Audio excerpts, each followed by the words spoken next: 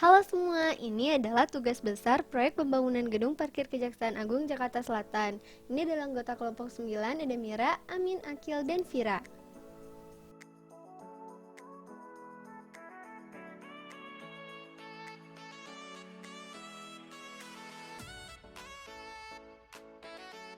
Indonesia adalah sebuah negara yang selalu berada dalam proses pembangunan, terutama pembangunan infrastruktur.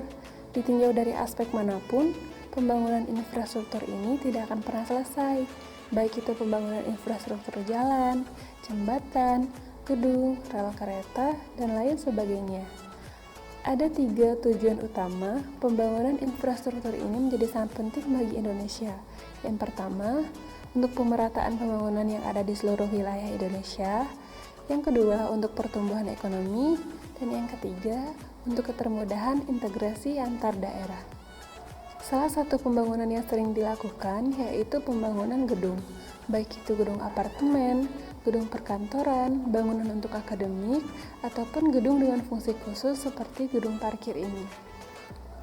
Contoh pembangunan yang ada adalah pembangunan gedung parkir di Kejaksaan Agung Jakarta Selatan.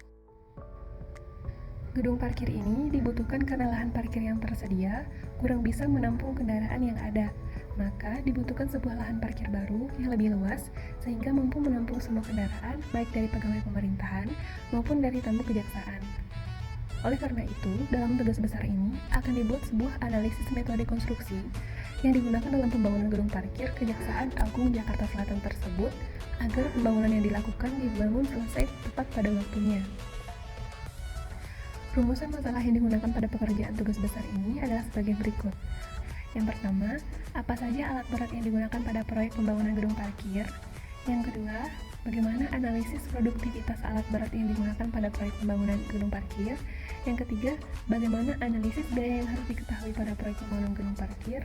Yang keempat, bagaimana cara merekomendasikan suatu metode konstruksi pada proyek pembangunan gedung parkir ini? Adapun tujuan dari tugas besar ini adalah sebagai berikut. Yang pertama, menentukan metode-metode konstruksi pada proyek pembangunan gedung parkir. Yang kedua, menganalisis metode-metode konstruksi pada proyek pembangunan gedung parkir. Dan yang ketiga, merekomendasikan suatu metode konstruksi yang terbaik untuk pembangunan proyek pembangunan gedung parkir. Sekarang masuk ke teori dasar. Pertama adalah faktor-faktor dalam pemilihan metode pekerjaan. Yang pertama adalah lokasi. Yang kedua adalah biaya. Yang ketiga adalah alat. Kemudian klasifikasi alat berat. Pertama adalah klasifikasi berdasarkan fungsional alat berat. Yang kedua adalah klasifikasi berdasarkan operasional alat berat. Pertama, klasifikasi fungsional alat berat. Para pengolahan lahan, penggali, pengangkut material, pemindahan material, pemadat, pemroses material. Yang terakhir adalah operasional alat berat, penempatan akhir material.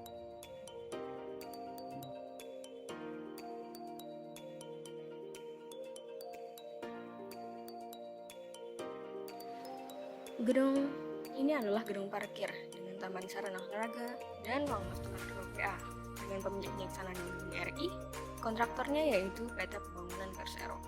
Gedung bertingkat 9 yang berlokasi di Jakarta Selatan memiliki nilai proyek 48,64 miliar dengan jenis kontrak lump sum fixed price. Sistem pembayaran akan dilakukan secara multi payment. Proyek direncanakan selama 210 hari dengan masa pemeliharaan 180 hari. Jika dilihat pada peta, proyek ini berbatasan pada arah barat, timur, selatan, dan utara. Sebelah barat dengan jalan lingkungan, timur gedung pidana umum, selatan akses jalan masuk ke gedung kantor, dan utara yaitu jalan Kiai Maja. Kemudian ada pekerjaan yang ditinjau. Pekerjaan dilaksanakan dalam proyek gedung parkir Kejaksaan Agung adalah pekerjaan persiapan, pekerjaan struktur, pekerjaan arsitektur, pekerjaan mekanikal dan elektrikal, dan pekerjaan landscape atau luar. Pekerjaan tinjau, pekerjaan persiapan, dan pekerjaan struktur. Metode pekerjaan. Metode pekerjaan yang kita tinjau ada dua. Yang pertama itu ada tied-in tower crane dan yang kedua yaitu climbing crane. Dari kedua metode tadi dianalisis ketiga poin di bawah. Yang pertama ada produktivitas, biaya, dan yang ketiga ada sikon pelaksanaan di proyek. Sekarang masuk ke metode Tied in Tower Crane. Ini ada spesifikasinya untuk produktivitasnya. Ini perhitungan untuk pengangkutan untuk hoisting, slowing, dan trolley. Ini untuk landing dan total waktunya adalah 1,317 menit. Ini waktu kembalinya sama seperti untuk pengangkutan dan total waktunya adalah 1,2987 menit. Kemudian untuk waktu siklusnya adalah 5,817 menit dan produktivitasnya adalah 24,138 ton per jam. Selanjutnya, analisis biaya metode A, yaitu Tied in Tower Crane dengan radius 50 meter dan standar mesin 65 kW. Berikut ini adalah daftar harga sewa peralatan sesuai dengan standar yang ada. Untuk biaya yang pertama, yaitu biaya bahan bakar sebesar 68.000 per jam. Biaya yang kedua, yaitu biaya pelumas sebesar 219.000 per jam. Maka total biaya operasional sebesar 287.000 per jam. Maka total biaya keseluruhan tower crane adalah sewa peralatan plus biaya operasional plus biaya operator sebesar 691.000 per jam. Selanjutnya adalah climbing crane. Pertama ini ada spesifikasi dari beton sama spesifikasi dari tower crane.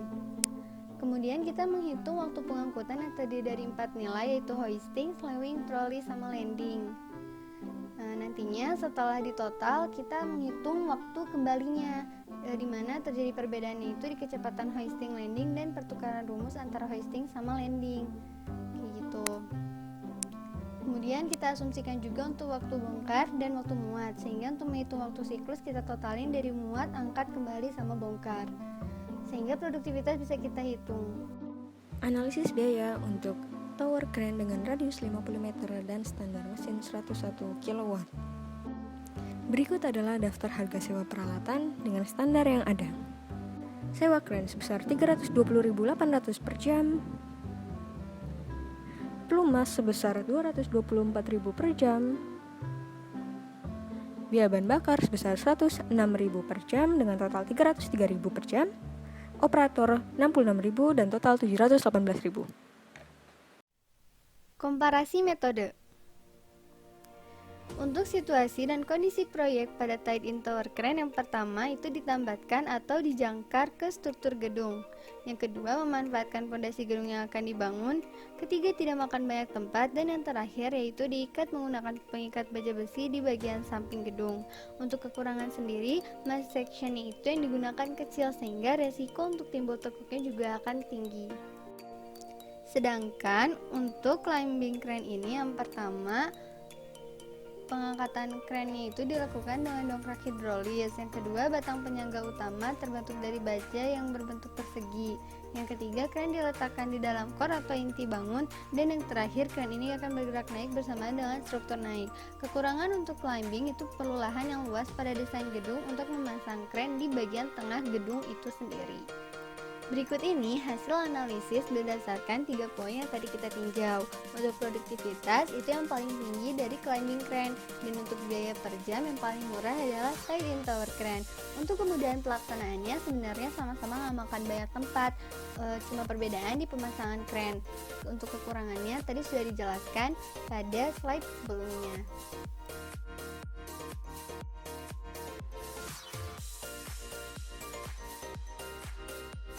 Berikut ini adalah kesimpulan dari keseluruhan analisis pada metode pelaksanaan konstruksi proyek gedung parkir Kejaksaan Agung.